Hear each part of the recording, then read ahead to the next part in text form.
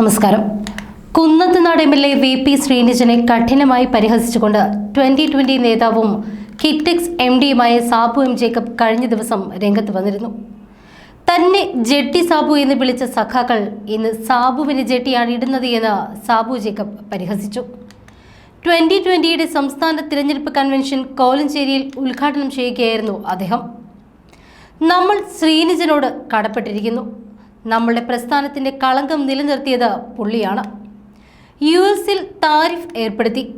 തൻ്റെ എല്ലാ പരിപാടികളും തീർന്നു. എല്ലാം കെട്ടിക്കിടക്കുകയാണ്. കാര്യമന്വേഷിച്ച് ഈ മനുഷ്യൻ മാത്രമേ വന്നുള്ളൂ. ഒരു സഞ്ചിയുമായി അവിടെ വന്ന് സാധനം വാങ്ങി സഹായിച്ചു. ഇങ്ങനെയായിരുന്നു സാബു എം. ജേക്കബ് പറഞ്ഞത്.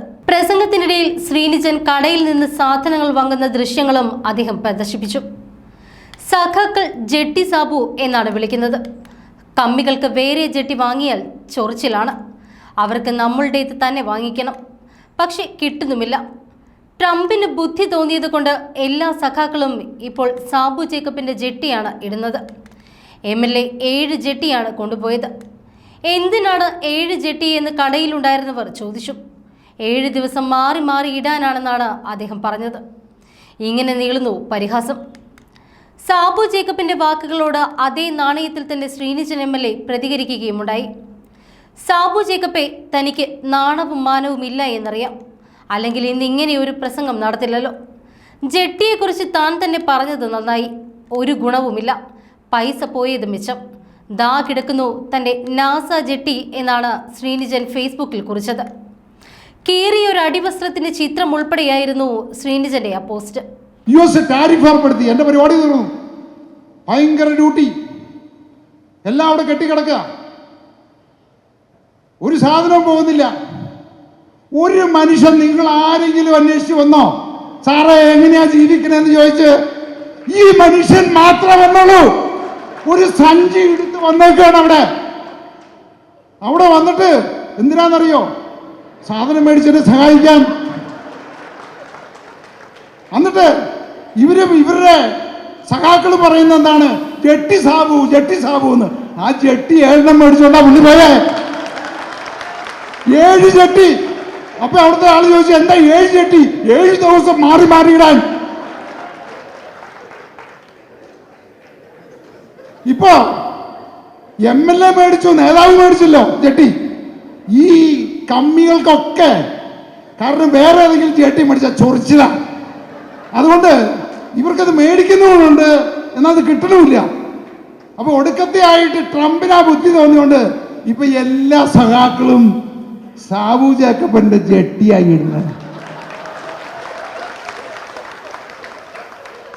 അതുകൊണ്ടാണ് നിങ്ങൾ നോക്ക്, കൈ വീശി വരുന്നത്. മറ്റേങ്ങനെ ഒരു കൈ വേറെ എവിടെയെങ്കിലും അടിക്കും. ശരിയല്ലേ?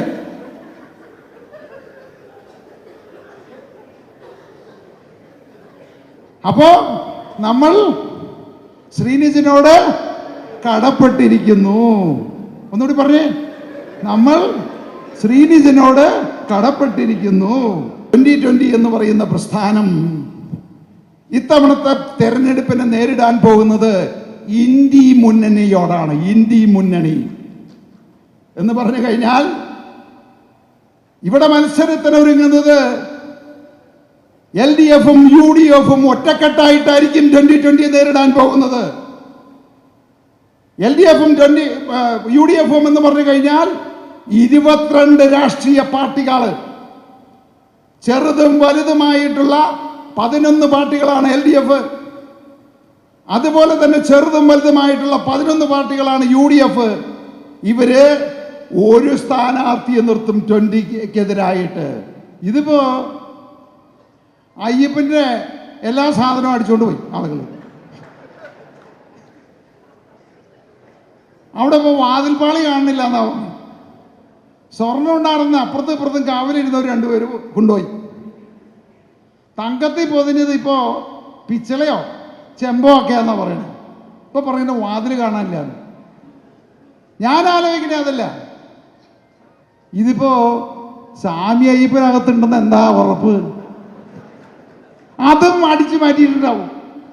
അപ്പൊ ഒരു കാര്യം മനസ്സിലാക്കിക്കോ, ഉറപ്പിച്ചോ, ഇനി ഒരു 5 വർഷം കൂടി നമ്മൾ LDF-ന് ഒരവസരം കൂടി കൊടുക്കണം. അങ്ങനെയാണെങ്കിൽ ശബരിമലയിലെ അതിന്റെ ഗോപുരം വരെ ഇളക്കി ഇവര് വിൽക്കും. ആദ്യം ഇവര് സ്വർണ്ണക്കടത്ത് നടത്തി. ഇപ്പോ അമ്പലങ്ങളിലും പള്ളികളും ശ്രീപത്മനാഭ ക്ഷേത്രത്തിൽ ഇപ്പൊ സ്വർണ്ണം തോരോട് നടന്നു നോക്കിയാൽ അറിയാം. നിങ്ങളെല്ലാവരും ഓർത്തോളൂ, ഈ നാടിനെ കട്ടുമുടിച്ച് കൊള്ളയടിച്ച് മനുഷ്യരെ കൊള്ളയടിച്ചു, നാടിനെ കൊള്ളയടിച്ചു. ഇപ്പൊ പള്ളികളിൽ കയറി കൊള്ളയടിച്ചു തുടങ്ങി, അമ്പലങ്ങളിൽ കയറി കൊള്ളയടിച്ചു തുടങ്ങി. അവിടെയുള്ള ദേവന്മാരെയും എല്ലാവരെയും എടുത്തുകൊണ്ട് പോകുന്ന അവസ്ഥയിലേക്ക് നീങ്ങി. എന്തുകൊണ്ട് മനുഷ്യർ ചിന്തിക്കുന്നില്ല എന്നുള്ളത്. ഇപ്പോ ഐക്യനാട് ഞാൻ ഭരിക്കുന്നുണ്ട്. കിഴക്കമ്പലം പഞ്ചായത്ത് ഭരണം ഏറ്റെടുത്തപ്പോ ഇവിടുത്തെ രാഷ്ട്രീയക്കാർ പറഞ്ഞു അയാൾക്ക് അവരുടെ കമ്പനി നടത്താൻ വേണ്ടിയിട്ടാണ്. ഇപ്പൊ ഐക്യനാട് നടത്തുന്നുണ്ട്, എൻ്റെ കമ്പനിയും ഇല്ല, ഒരു സെന്റ് സ്ഥലവും ഇല്ല. അവിടെ മഴുവന്നൂർ നടത്തുന്നുണ്ട്, എൻ്റെ കമ്പനിയും ഇല്ല, ഒരു ഇഞ്ച് സ്ഥലവും ഇല്ല. എനിക്ക് കുന്നത്തുനാടിൽ എനിക്ക് ഒരു ഇഞ്ച് സ്ഥലവും എൻ്റെ കമ്പനിയും ഇല്ല. ഇപ്പോൾ 60 പഞ്ചായത്തുകളിൽ നമ്മൾ പോകുന്നുണ്ട്, കൊച്ചിൻ കോർപ്പറേഷനിൽ പോകുന്നുണ്ട്, 4 മുനിസിപ്പാലിറ്റികളിൽ പോകുന്നുണ്ട്. എൻ്റെ കമ്പനി എവിടെയാ? എൻ്റെ കമ്പനിയല്ല ഞാൻ തെലങ്കാനയ്ക്ക് കൊണ്ടുപോകാം, എനിക്ക് ആവശ്യമില്ല. അപ്പോൾ കമ്പനി നടത്താനായിട്ടല്ല ഞാൻ രാഷ്ട്രീയത്തിൽ ഇറങ്ങിയത്. പ്രിയപ്പെട്ടവരെ, ഈ 60 പഞ്ചായത്തുകളല്ല, കേരളം മുഴുവൻ നമുക്ക് പിടിക്കണം. ഈ കേരളത്തിൽ 4 കോടി ജനങ്ങള് പട്ടിണിയില്ലാതെ സന്തോഷത്തോടെ സമാധാനത്തോടെ ജീവിക്കുന്ന ഒരു ദിവസം കണ്ടുകൊണ്ട് നിങ്ങൾക്കും എനിക്കും ഈ ഭൂമി വിട്ടുപോകാൻ സാധിക്കണം. നിങ്ങൾ പ്രാർത്ഥിക്കണം, നിങ്ങൾ അതിനു വേണ്ടിയാണ് പ്രവർത്തിക്കേണ്ടത്. ഏറ്റവും നല്ല രീതിയിൽ എല്ലാ റോഡുകളും നല്ല രീതിയിൽ ടാർ ചെയ്ത് ജനങ്ങളുടെ ക്ഷേമം പരമാവധി ഉറപ്പാക്കി നല്ലൊരു വികസനം കാഴ്ചവെച്ചാൽ ഏതൊരു പഞ്ചായത്തിലും ഒരു വർഷം നമുക്ക് 2 കോടി മുതൽ 3 കോടി രൂപ വരെ മിച്ചമുണ്ടാവും. ഞാൻ ഈ 10 വർഷത്തെ ഭരണം കൊണ്ട് മനസ്സിലാക്കിയതാണ്. പക്ഷേ കേരളത്തിലെ 942 പഞ്ചായത്തിൽ ഒരു പഞ്ചായത്തിൽ പോലും കടം ബാക്കി വെക്കുന്നതല്ലാതെ ഒരു പൈസ പോലുമില്ല. എന്ന് പറഞ്ഞാൽ കമ്മ്യൂണിസ്റ്റും കോൺഗ്രസും ഭരിക്കുന്ന പഞ്ചായത്തുകളിൽ ഒരു വർഷം ശരാശരി 2 കോടി മുതൽ 3 കോടി രൂപ വരെ ജനങ്ങളുടെ നികുതി പണം അവർ അടിച്ചു മാറ്റുന്നു എന്നുള്ളതിൻ്റെ തെളിവാണത്. അടിപിടി, അക്രമം, കൊലപാതകം നടത്തി ഭരണം നടത്തുന്ന ആളുകളെയാണോ നിങ്ങൾക്ക് വേണ്ടത് എന്ന്? അതോ കള്ളും കഞ്ചാവും മയക്കുമരുന്നും കൊടുത്ത് നമ്മുടെ കുട്ടികളെ വരെ കള്ളക്കേസുകളിൽ കുടുക്കി അനാഥമാക്കുന്ന രാഷ്ട്രീയക്കാരെയാണോ നിങ്ങൾക്ക് വേണ്ടത് എന്ന്? അഴിമതി നടത്തി നിങ്ങളുടെ നികുതി പണം, നിങ്ങളുടെ അധ്വാനത്തിന്റെ വിയർപ്പിന്റെ പണം ഊറ്റിക്കുടിക്കുന്നവരെയാണോ നിങ്ങൾക്ക് വേണ്ടത് എന്ന്? വിലക്കയറ്റം കുറയ്ക്കുമെന്ന് പറഞ്ഞ അധികാരത്തിലേറി വില 3-4 ഇരട്ടിയായി ഉയർത്തി ജനങ്ങളെ പട്ടിണിക്കിടുന്ന രാഷ്ട്രീയക്കാരെയാണോ നിങ്ങൾക്ക് വേണ്ടത് എന്ന്? നമ്മുടെ ഓരോ കുടുംബങ്ങളുടെയും സന്തോഷവും സമാധാനവും ഇല്ലാതെയാക്കുന്ന രാഷ്ട്രീയക്കാരെയാണോ നിങ്ങൾക്ക് വേണ്ടത് എന്ന്? അപ്പൊ പ്രിയപ്പെട്ടവരെ, നിങ്ങളാണ് ആലോചിക്കേണ്ടത്. വോട്ട് ചോദിച്ചു വരുന്ന നിങ്ങളുടെ മുമ്പിൽ വന്ന് കൈകൂപ്പി ഒരു വോട്ട് തരണേ എന്ന് യാചിക്കുന്ന രാഷ്ട്രീയക്കാരോട് നിങ്ങൾ ചോദിക്കണം, ആ കൈ ഒന്ന് ഉയർത്തിയിട്ട് ഈ കൈകൾ ശുദ്ധമാണ് എന്ന് പറയാൻ ധൈര്യമുണ്ടോ എന്ന് ചോദിക്കും. നിങ്ങൾ കട്ടിട്ടില്ല എന്ന് ചോദിക്കാൻ എന്ന് പറയാൻ ധൈര്യമുണ്ടോ എന്ന് ചോദിക്ക്. നിങ്ങൾ ഭരണമേൽപ്പിച്ചാൽ നിങ്ങൾ കക്കില്ല എന്ന് പറയാൻ ധൈര്യമുണ്ടോ എന്ന് ചോദിക്ക്. സാധിക്കില്ല, ഒരുത്തനും സാധിക്കില്ല. ജനിച്ച അന്ന് മുതല് ഈ നാടിനെ കട്ടുമുടിച്ച് നിങ്ങളുടെയൊക്കെ രക്തം കൊണ്ട് ജീവിക്കുന്നവരാണ് അവര്.